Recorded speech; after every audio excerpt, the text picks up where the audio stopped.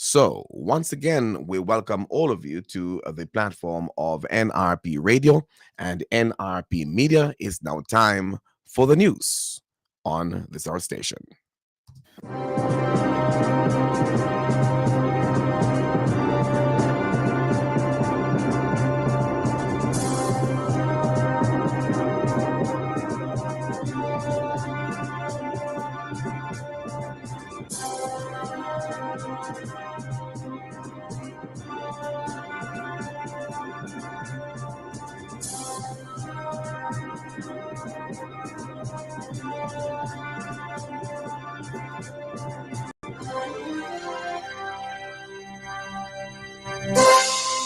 A very pleasant morning to you, and welcome now to our platforms, nrpmediaja.com. That's our radio platform.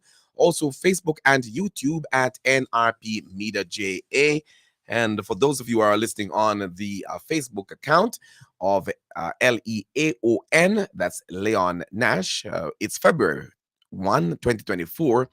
And of course, I'm Leon Nash with the NRP Break of Day Newscast. Here are the headlines at this time. JLP affiliated councillors and councillor caretakers to meet at the Montego Bay Convention Center in St. James today as the country awaits the announcement of the local government elections. Activity books promoting positive interpersonal relationships among students to be released soon. Gospel music to be integrated in the month-long celebration of Reggae Month, which commences today.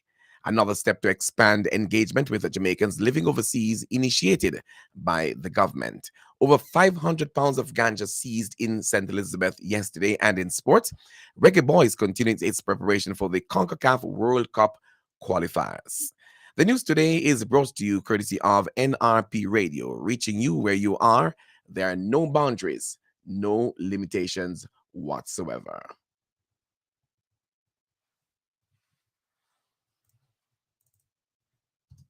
Hi, I'm Genevieve. And I'm Kalisha.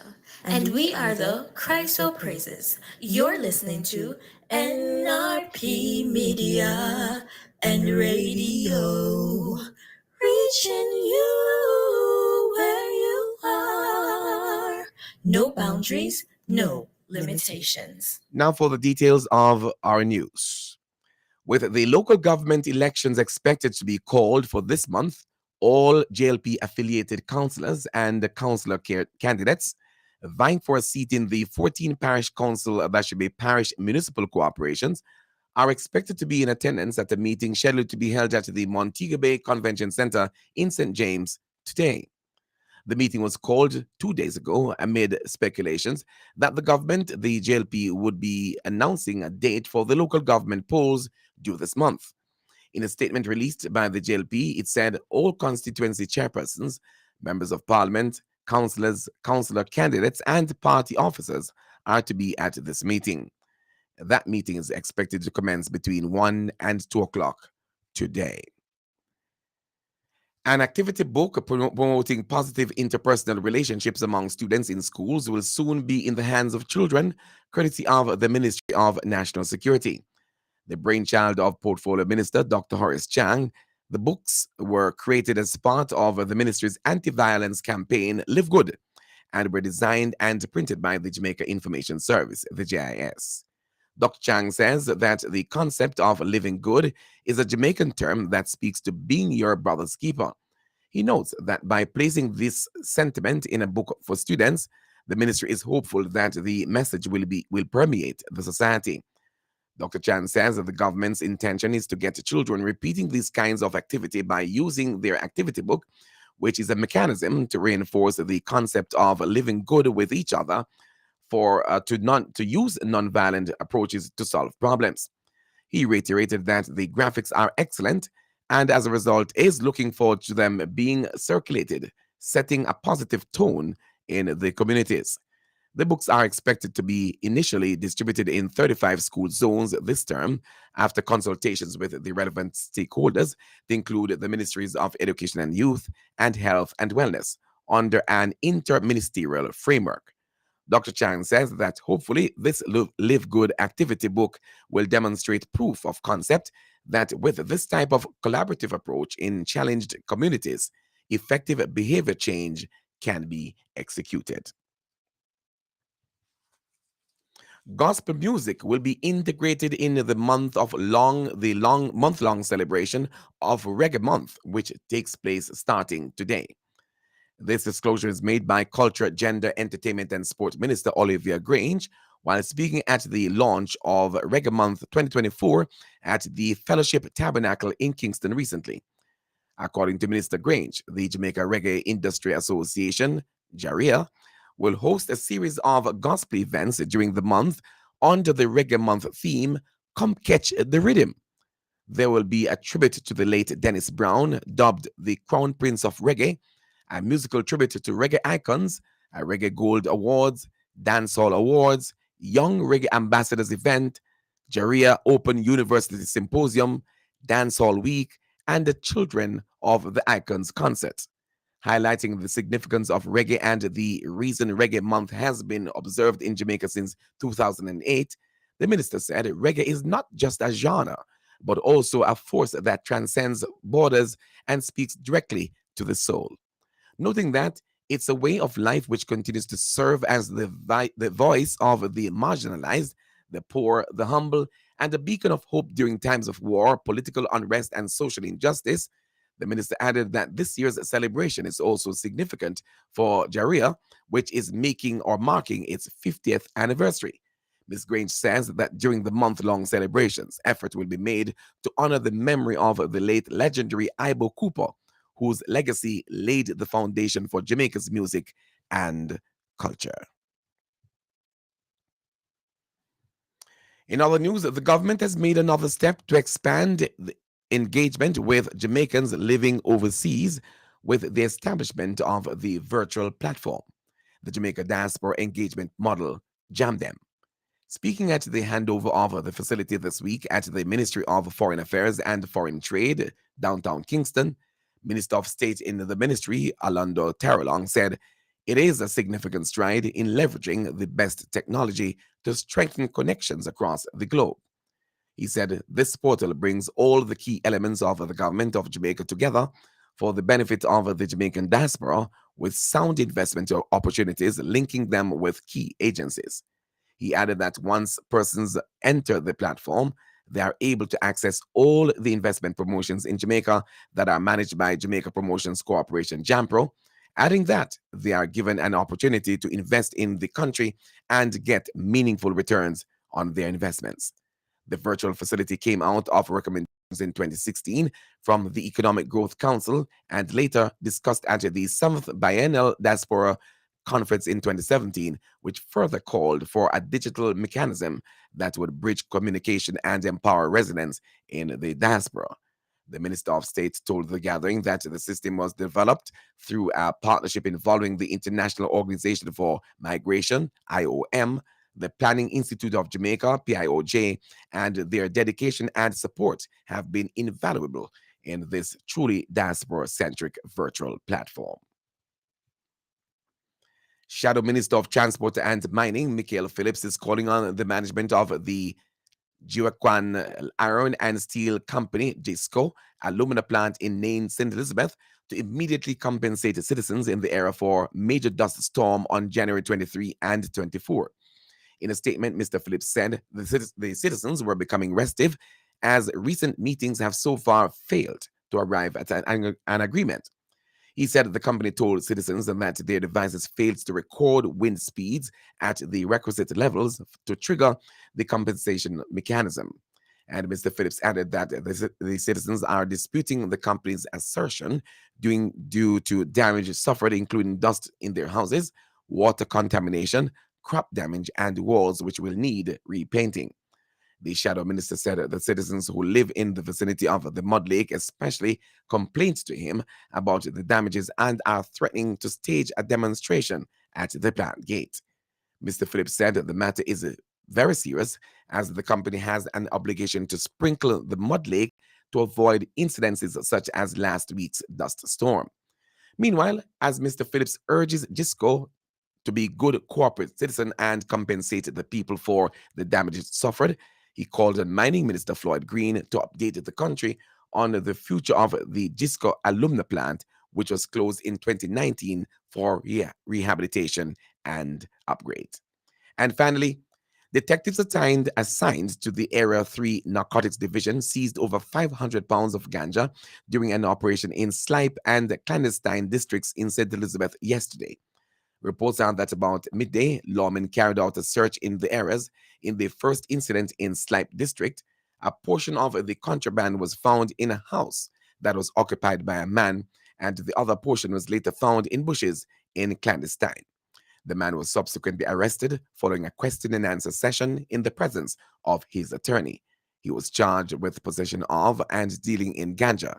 He has been identified as a 38-year-old Alton McPherson, a farmer of Slipe District in St. Elizabeth. His court date has not been finalized. You are listening to news on NRP Radio, your primary Christian source for news, sports, and the weather on nrpmediaja.com, reaching you where you are. No boundaries, no limitations. Now, let's give you some sporting information brought to you by Hey, are located at 13 Chisholm Avenue in Kingston, Jamaica.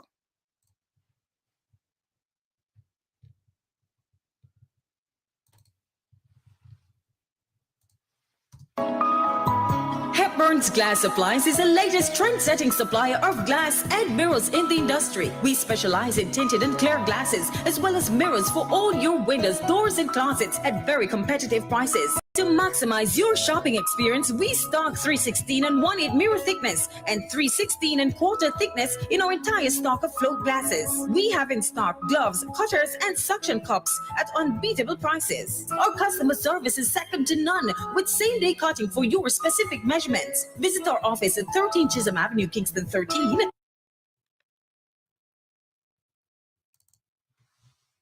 Call us at 908-0962 or email hepburn.glass@gmail.com. Hepburn's Glass, quality service is our priority.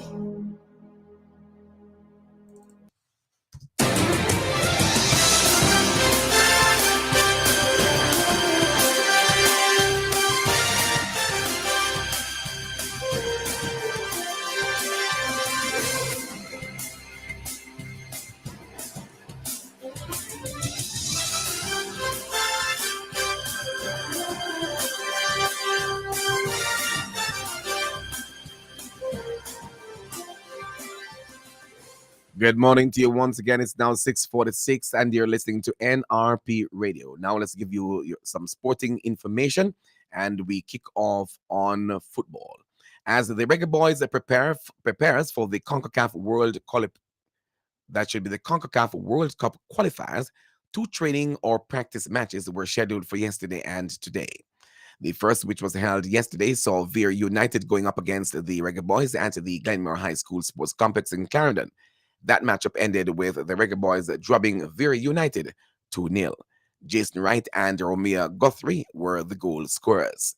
In the second matchup, where Jamaica Reggae Boys clipped Humbleland 1-0, the goal scorer was Kaheem Dixon. A second set of practice matches are expected today at the same venue. Kickoff times are set for 3 p.m. and 4:30 p.m. Meanwhile, as the countries of the world prepare for the CONCACAF qualifying games, the schedule for the first round matches has been disclosed. On Friday, March 2024, Anguilla will play Turks and Caicos Islands, and U.S. Virgin Islands will tackle British Virgin Islands. On Tuesday, March 26, 2024, Turks and Caicos Islands will go up against Anguilla, while in the other matchup, it will be British Virgin Islands against U.S. Virgin Islands. In other sporting news now, the napkin on which 13-year-old Lionel Messi first Barcelona contract was signed is to be auctioned with a starting price of £300,000. The napkin signed in December 2000 carries a commitment from Ben Carter, or that should be then a commitment from then Barca director Carles Rexa to sign Messi. It was signed by Joseph Minguela, a transfer advisor to the Spanish club, and agent Horacio Gagoyol, that should be Horacio Gaggiola, who recommended the Argentine. Messi joined Barca a month later and went on to be their record goal scorer. He made his debut age 16 and scored 672 goals in 778 games for the Catalan club. Now 36 years old, Messi won 10 La Liga and 4 Champions League titles at Barcelona before leaving for Paris Saint-Germain in 2021. The napkin was signed at a meeting arranged by Rexa, who invited Messi's father, George, to lunch after concerns from the Messi family about a lack of response from Barcelona following the teenager's initial trial. And finally, after those very, very complex names, we go on to cricket. Up to £5 million of extra yearly funding will be pumped into women's cricket as part of an overhaul of the domestic game. The England and Wales Cricket Board wants 3 tiers in the sport from 2025 onwards. It has now invited applications to run professional sides, or that we invited applicants to run professional sides in a departure from the regional model introduced in 2020. Since then, 8 centrally funded teams have competed, but counties are being offered the chance to bid to take over and rebrand those teams from 2025. As part of the plans, the ECB has pledged to invest £4 million to £5 million per year into the women's professional game between 2025 and 2028, taking its annual investment to £16 million. Under the ECB scheme, the existing 8 regional teams will become Tier 1 clubs owned and run by one of the first-class counties, or the MCC, and will compete in T20 and 50 over competitions. The 18 countries and MCC have until March to submit their bids, with unsuccessful applicants and national counties then invited to fill semi-final professional and amateur slots in tiers 2 and 3, a process expected to be complete by September ahead of the launch in 2025. All 3 tiers will be closed with no promotion or relegation throughout the initial 4-season term. The ECB says it wants to grow the depth and reach of the women's professional game. That's sports in our NRP Break of Day newscast, brought to you by Hepburn's Glass, located at 13 Chisholm Avenue in Kingston.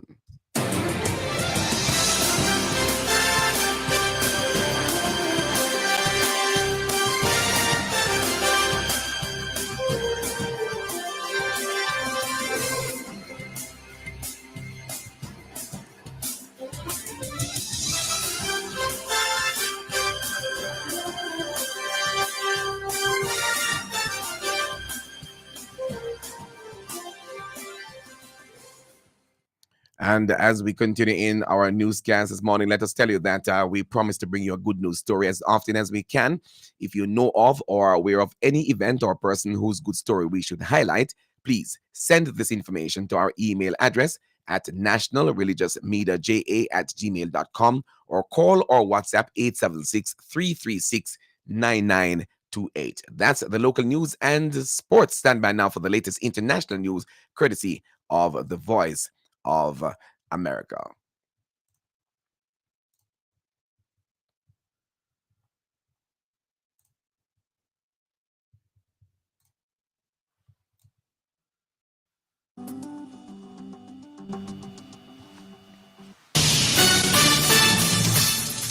This is VOA News. I'm Richard Green.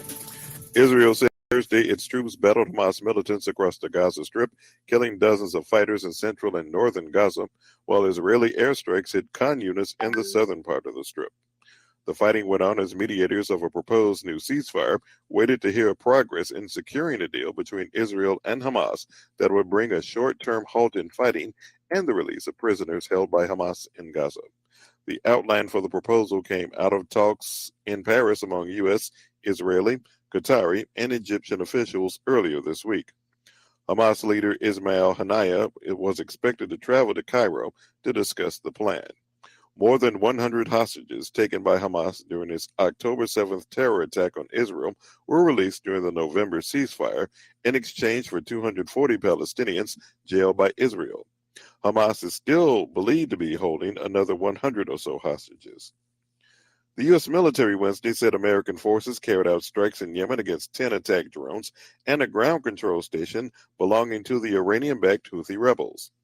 The U.S. Central Command also said a warship shot down an anti-ship missile fired by the Houthis and later downed 3 Iranian drones.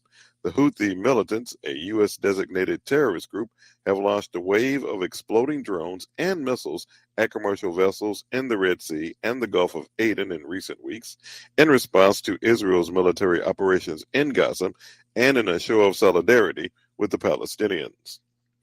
A U.S. federal judge in the western state of California has dismissed a lawsuit accusing the administration of President Joe Biden of failing to stop the Israeli bombing of Gaza. The judge ruled Wednesday that he does not have jurisdiction, but conceded it is possible Israel's war amounts to genocide. This is VOA News. Thank you so much for listening there to the latest from the Voice of America, the international news there. And we look forward to you listening and joining us for more broadcasts from VOA coming your way right here on NRP Radio as we continue throughout the day and weeks ahead. Stand by now for the weather.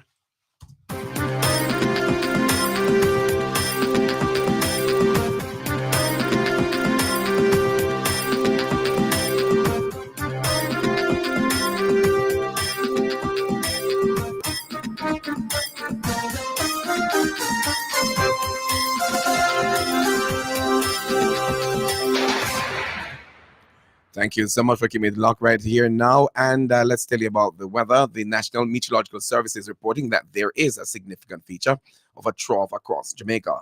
The trough is expected to linger through the weekend. In the 24-hour forecast this morning, expect conditions to become cloudy and cool across northern parishes, becoming windy across western parishes. This afternoon, expect isolated showers mainly across north central and northeast parishes, otherwise cloudy and cool, windy across western parishes. Tonight, partly cloudy and cool. In the 3-day forecast starting tomorrow, Friday, Saturday, and Sunday, it will be partly cloudy all 3 days and cool with isolated showers across hill areas. In terms of other current regional weather features, there is a ridge over the Gulf of Mexico. In terms of maximum temperature expected for Kingston and Montego Bay today, for Kingston, 31 degrees Celsius. For Montego Bay, 29 degrees Celsius. That is the latest weather report and forecast right here in the NRP Break of Day Newscast.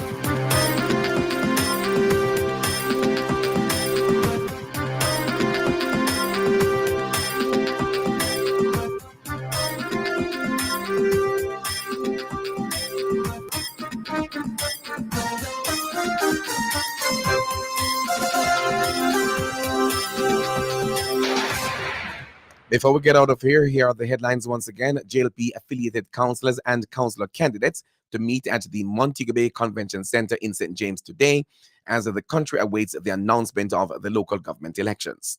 Activity books promoting positive interpersonal relationships among students to be released soon.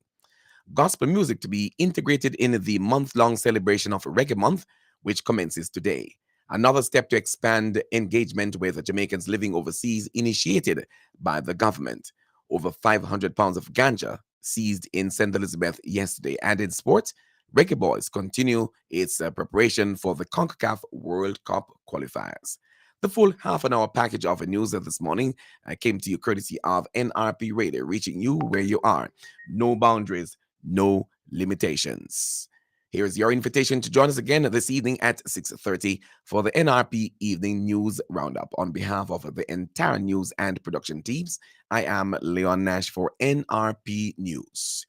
We encourage you to join this growing medium. Feel fulfilled and informed. Have a good rest of your morning, reminding you too that if you walk, ride, or drive, make every effort to arrive alive. This has been news on NRP Radio and NRP Media. Stand by now for the program that is Let the Word Speak with Reverend Paul Blair, coming your way right here on this station at 7 o'clock.